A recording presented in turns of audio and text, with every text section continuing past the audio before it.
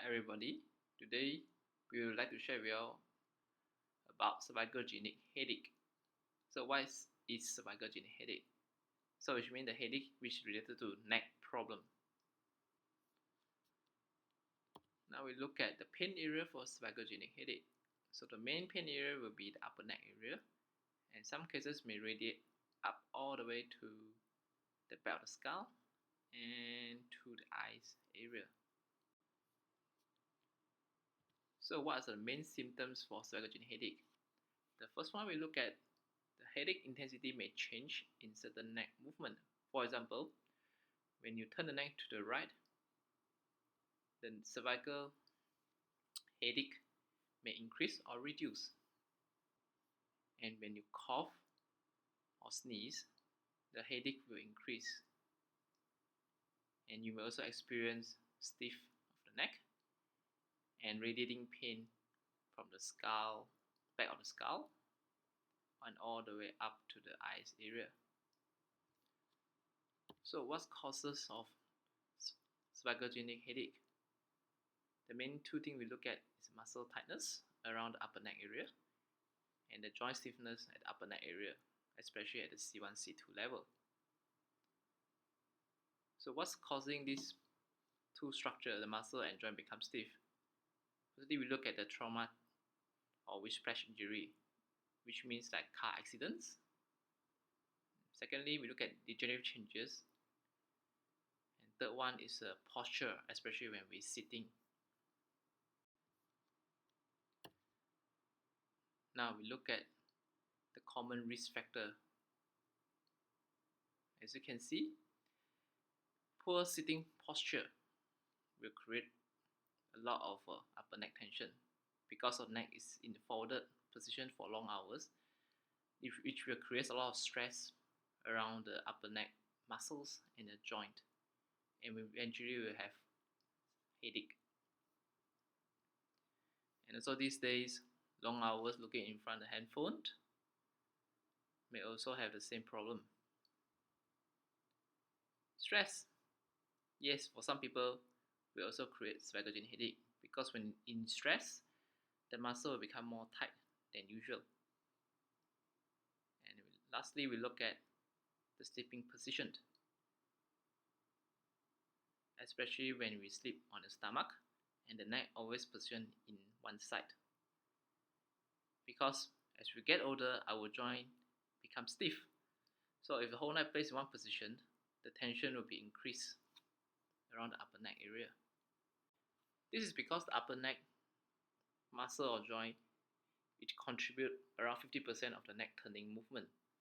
So for example, for this case, you see, if the whole night you place your neck in the turning position, there will be a lot of stress around the upper neck area.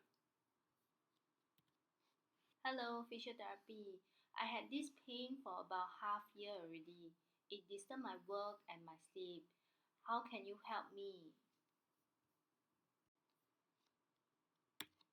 Firstly, we need to assess your condition. For example, we will check your movement, the neck movement, and then assess checking your muscle tensions or any joint stiffness.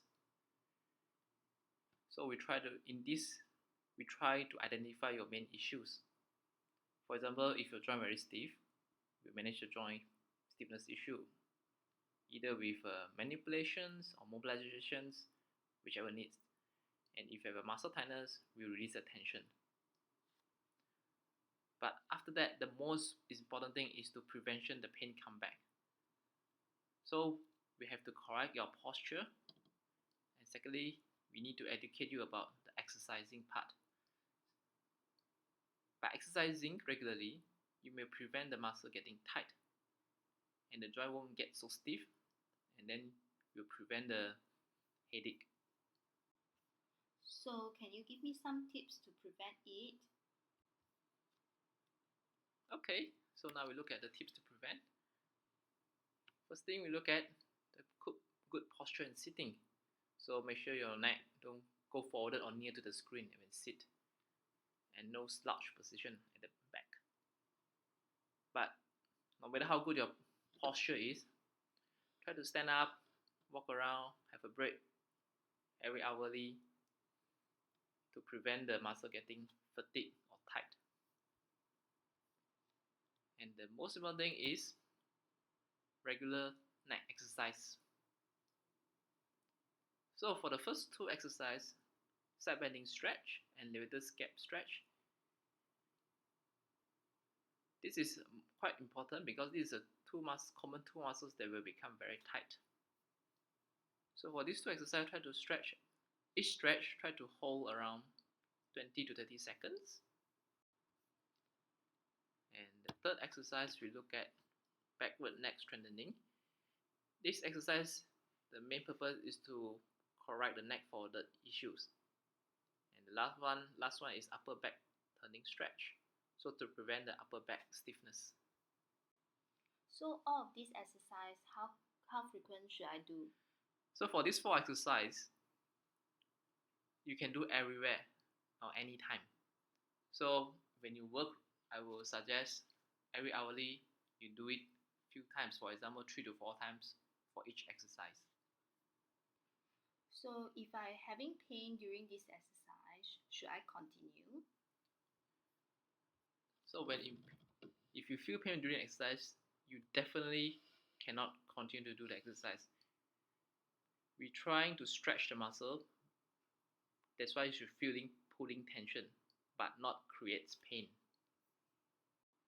If I got any problem, how can I contact you? Okay, you either can drop us an email or text us. We'll help you with your conditions. Thank you.